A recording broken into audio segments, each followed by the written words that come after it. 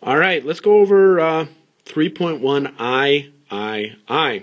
Cross-cultural exchanges were fostered by the intensification of existing or the creation of new networks of trade and communication. So we need to talk about Islam. Not about the doctrines of Islam, but as Islam as a mover of ideas, existing creation of new networks of trade and communication. Dar al-Islam.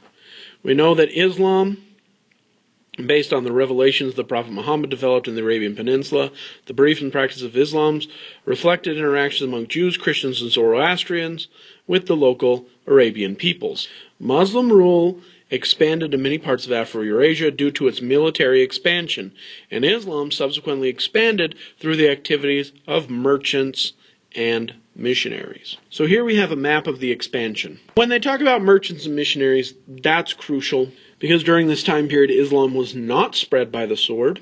That is often told, but no one was ever forced to convert to Islam in any large group that we have record of. However, in many of the governments, it was incentivized to convert to Islam. It wasn't all just missionaries and merchants. There were taxes for non-Muslims. There was persecution of non-Muslims in different places. The jizya is the famous tax, which you have to pay if you're not Muslim, living under Muslim rule, enacted at different times and in different areas on the map here. Now this map shows a lot of the growth of Islam under conquest. For example, we know that Islam does come here in Andalusia. Well, it will be subsequently pushed back under the Reconquista, and it comes here during the Ottoman Empire, but will usually let the Christian populations practice. And though we see pockets in Albania and Kosovo and Macedonia, we don't see mass conversions in the Balkans. Being said, other empires here will, over time, see large conversions to Islam. What I would talk about here is the Dar al-Islam, the lands of Islam, the larger communication between Islamic groups.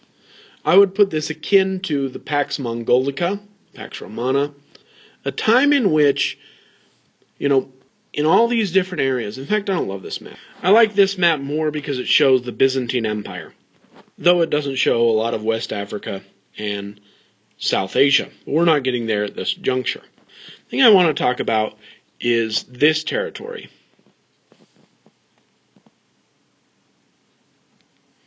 And the discussion of ideas, first in the East and then in the West, depending on the time period. 600 to 1450 is a very long time period. And really throughout all of this area and into West Africa and into South Asia, you need to know that Islam acts as a cultural unifier and transmitter of ideas.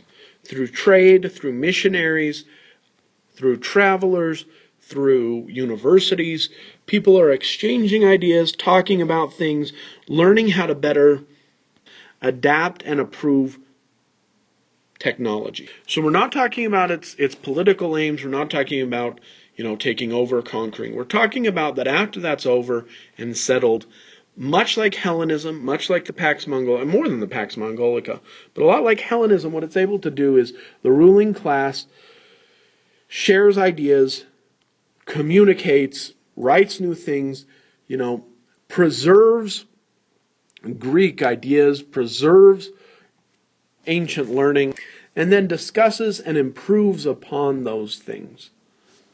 What the map shows is we have all the way from Spain to Persia. We have letters, travelers, ideas happening. Now again, the more politically stable, the better the travel happens. But what you really want to know is that Dar al-Islam facilitates ideas.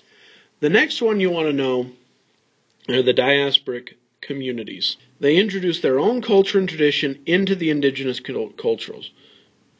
Muslim merchants in the Indian Ocean, Chinese merchants in Southeast Asia, Sogdian merchants throughout Central Asia, and Jewish communities in the Mediterranean, Indian Ocean basin, or along the Silk Road. The key things you want to know here is that these are along trade routes and that they are diasporic communities, meaning they introduce their cultural traditions into the indigenous culture. Sometimes these groups syncretize, sometimes they stay separate. Couple of key things that I would mention from this time period. First of all, Jewish communities in the Mediterranean, Indian Ocean, and along the Silk Roads often talk with each other. So they're sending messaging, they're sending correspondence, they're trading, and they're talking with each other. And they're along trade routes. The second is Chinese merchant communities in Southeast Asia were separate. They were usually in large cities. And remember that Southeast Asia is a very cosmopolitan area during this period, 600 to 1450. A lot of trade coming in and out of East Asia into South Asia and into the Indian Ocean basin, going through the Straits of Malacca, and Chinese merchants were in the large cities trading. The Philippines, Malacca, the large trade cities. Last one I want to remember or mention is the Muslim merchants in the Indian Ocean region. So, remember, Islam values merchants highly. Muhammad was a merchant, so trade while following the rules of the religion is a good thing. The second thing is these merchants will often act as missionaries. And then there will also be beneficial conversions. Namely, if you look at the eastern coast in the Indian Ocean basin of Africa. Boy, that wasn't a great sentence. What I mean is the eastern coast of Africa, the Swahili city-states. And again, we see Arab traders going down, coming into these diasporic communities. This is the Southeast Asian area I was talking about that's full of trade as well. Kind of getting into the Indian Ocean trade. Remember, this area of the map here, this is the hot spot for trade until Henry the Navigator. And even after Henry the Navigator, the Portuguese really want to get into this trade. Still a very hot spot for trade, but this was like the place for trade, the Indian Ocean basin. But let's say that you're a Swahili city-state and you're competing against all of these other Swahili city-states, right? And what happens is all of these Muslim traders are coming down and trading in the Swahili city-state. And they have to choose which one of these city-states they're going to trade with. So sometimes what we see is practical or convenient conversion. I convert to Islam in order to gain more favorable trade with the merchants coming in. They know me. Remember, we talked in period 2 about how religion creates kind of a common moral framework. I know that these guys who are my same religion understand the way I trade. We have the same rules. There's kind of an assumed morality there. Plus, I get them. We understand each other. These type of things happen. And so the thing you want to know is, though there are diasporic communities, right? There's small Islamic communities all throughout the Indian Ocean basin of people trading. What will start to happen is these groups, because Islam is a universalist religion, will start to spread the message of Islam, and we'll see, religious conversion in many of these different areas. During this time period, we see a lot of it in East Africa, in the Swahili city-states. This last one on this page, number C, that we really want to cover are the exchange networks intensifying an increased number of travelers with Afro-Eurasian road of their travels.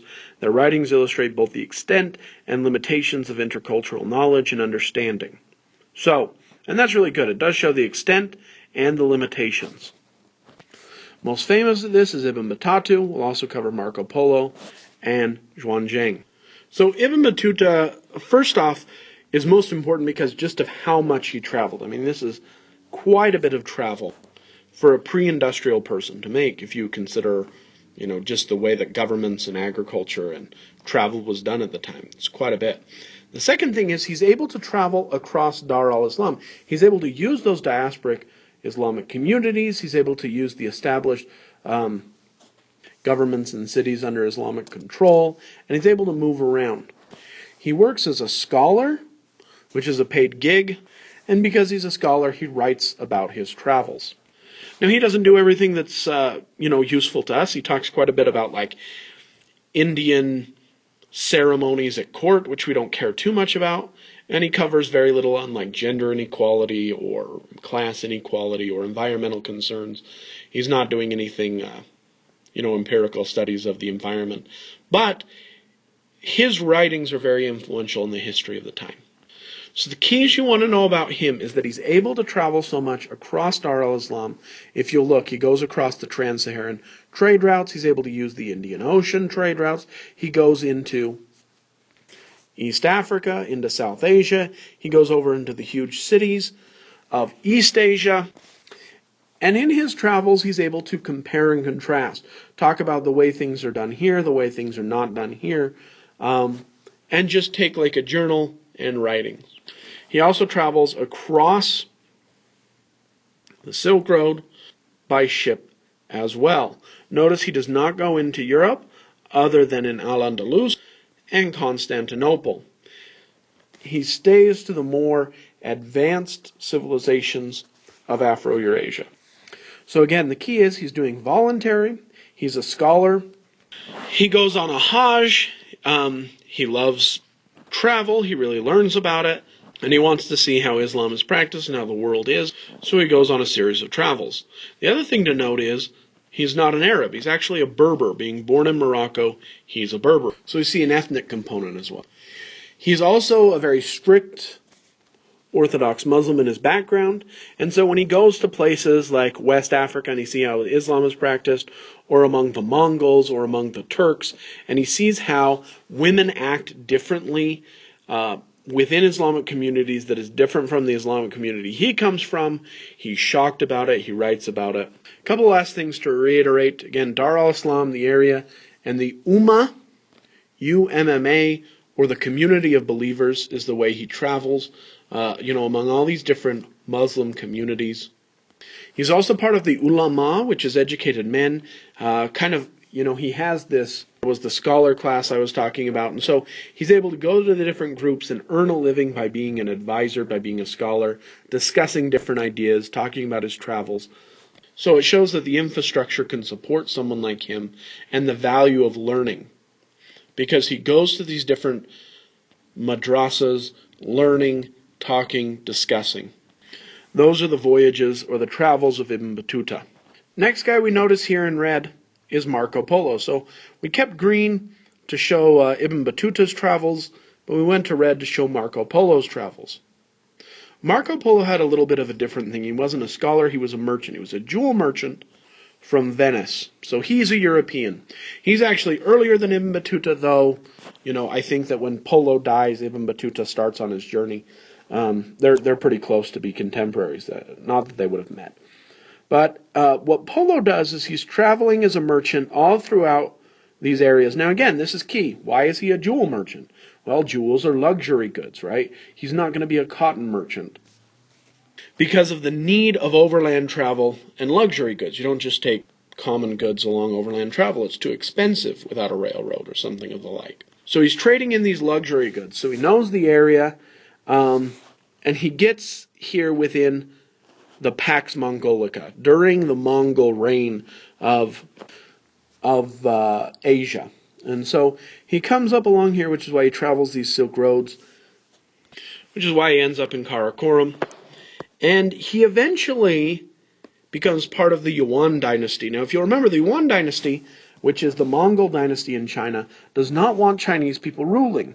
And the Mongols have this, tradition of if they conquer an area, they take the people who have skills, the merchants, the scholars, the artisans, someone who can do something, not just regular peasants. They uproot them and they move them where they need them. So Marco Polo ends up in China, where a lot of people think that he may have been a governor under this time period because the Mongols didn't want the Chinese ruling and getting ideas that they might want a revolution. So he becomes a governor of one of the territories. But what he really does is he just learns about the East, the riches, the size of the cities, just the grandeur of East Asia, of the Indian Ocean trade routes. And when he goes home, he takes these trade routes. He sees Baghdad. He sees Chanang. He sees Malacca. He sees all the riches. He sees the different people. He sees the amount of goods, the local flora and fauna, and he writes it down. And when he gets back to Europe, he's he's captured by a rival city-state, by the Genoese, and he writes down his documents. And after he does it, people don't even believe him in Europe. They can't imagine that such vast cities could exist. I think part of this could be, the pride of the Venetians. they were the dominant city of Europe, and so how dare you write about these great cities that dwarf Venice? But he wrote about them, and they definitely existed. And he kind of opens up Europe, him along with the Crusades, of the grandeur of the money of the East, this mythos of the East, and the desire to go east for trade, for conquest, for whatever we can get. So that's what you want to know about the two travelers. The last guy you want to know about is Zhuang-Zhang. Now, I'm not great at pronunciation in East Asia, but I do know what this guy does. He travels the least, but it's also very important. As we know, Buddhism had been in China since the Han Dynasty in one way or another. Now, it had really gained a foothold in the intermediate period between the Han and the Tang or the Shui reunification. And Zhuang-Zhang will actually travel during the Tang Dynasty. Now, I haven't had time periods beforehand because they're not important. We don't need to know the exact dates. We just need to know that this is all period 3. But the Tang Dynasty does matter. So what he does is he leaves China and he travels through the Silk Road to get down into the homeland of Buddhism. He's a Buddhist monk. He wants to learn the documents and the writings. So he goes down and he travels all throughout South Asia. Excuse me, did I write the map wrong? Whatever he does, he travels South Asia along the Silk Roads, because again, you have the desert here and you have the Himalayas that are going to stop you from direct. So he has to go roundabout. And his whole goal is to learn about Buddhism. So he goes there, he learns the language that they're written in, he transcribes and translates all of these documents, all of these Buddhist scriptures, and he comes back to China, kind of revered for his journey to the West, learning about India, really learning about Buddhism. He comes back, and a lot of the Buddhist documents are directly from Zhuang-Zhang. So his purpose is more of a religious purpose. His purpose is to find out these documents, write about them, but he also keeps a journal about different cultures, different customs, learning more about Buddhism. So when he goes home, he has something to share. So again, these three travelers, you know their purpose, you know what they did, and you know it's all in period 3. They're writing things down, and they're all talking about our intercultural knowledge and understanding, the extent and the limitations thereof. All right, D. Increased cross-cultural interactions resulted in the diffusion of literary, artistic, and cultural traditions, as well as scientific and technological innovation. So, illustrative examples of literary, artistic, and cultural traditions. So the first one is the spread of religions. It is during this time period in which Christianity spreads through Europe. Now, I know you want to say Constantine, period 2. That is true for the old Roman Empire, but what about the Germanic kingdoms? You want to say, well, they converted to Christianity. Well, some of them were Arian. And then the farther north you go, you still have pagan groups.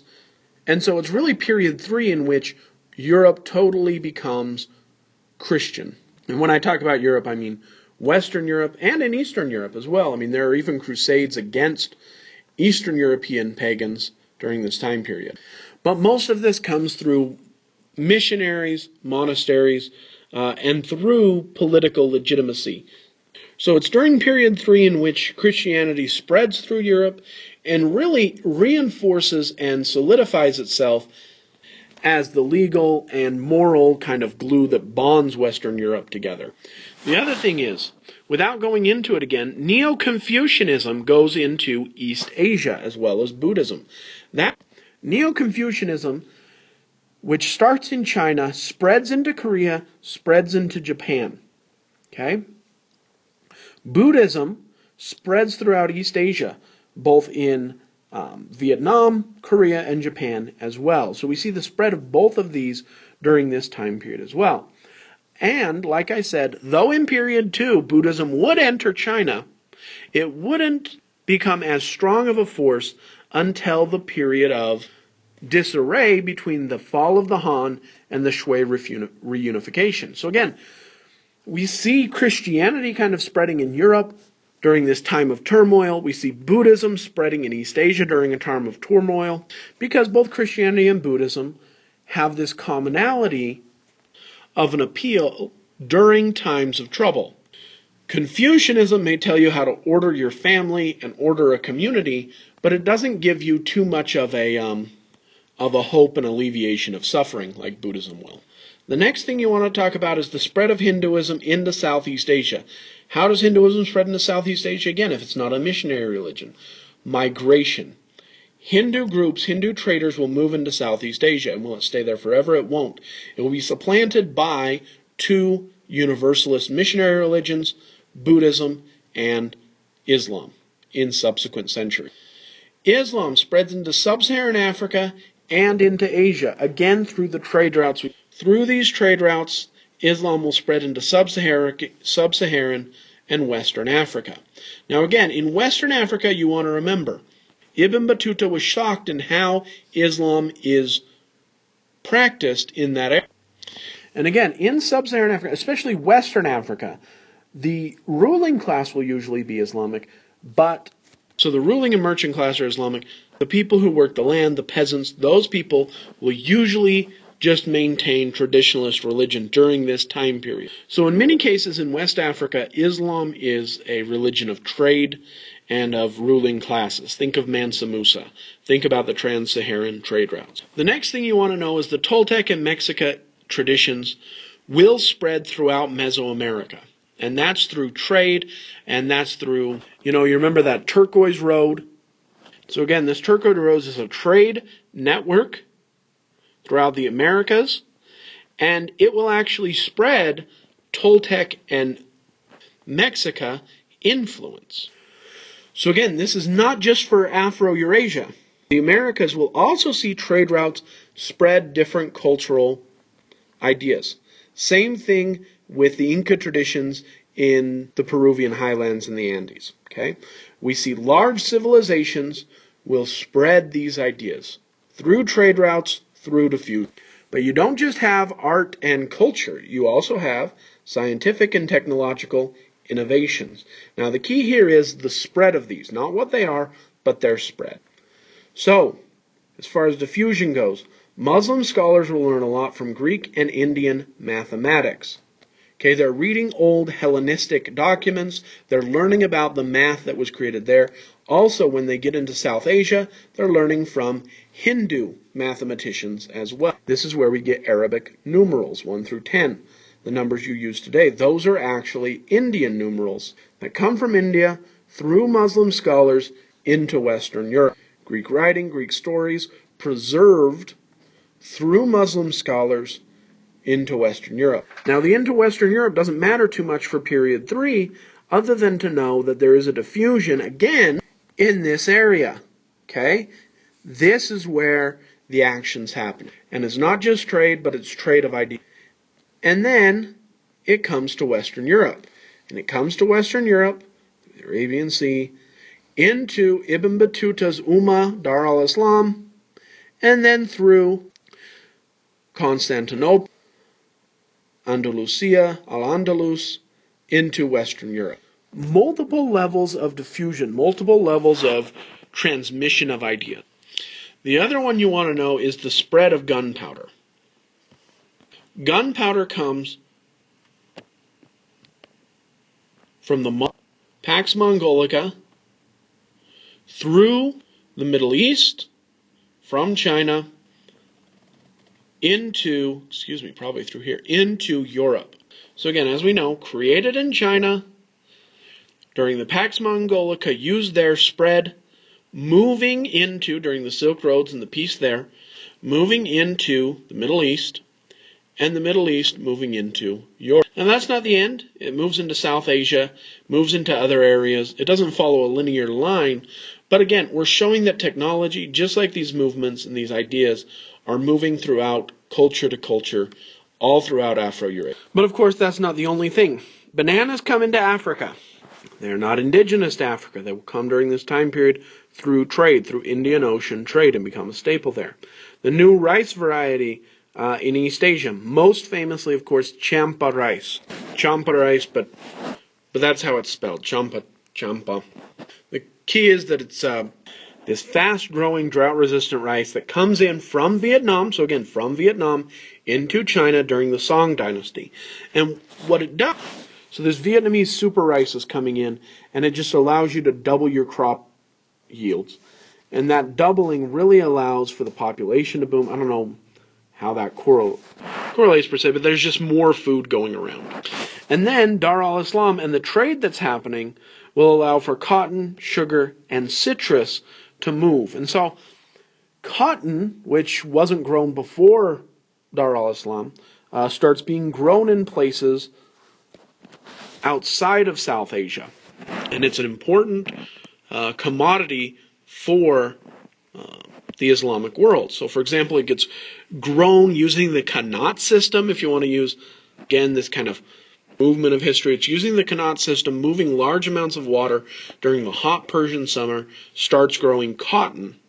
Because in order to grow cotton, you need large amounts of water and you need warm weather.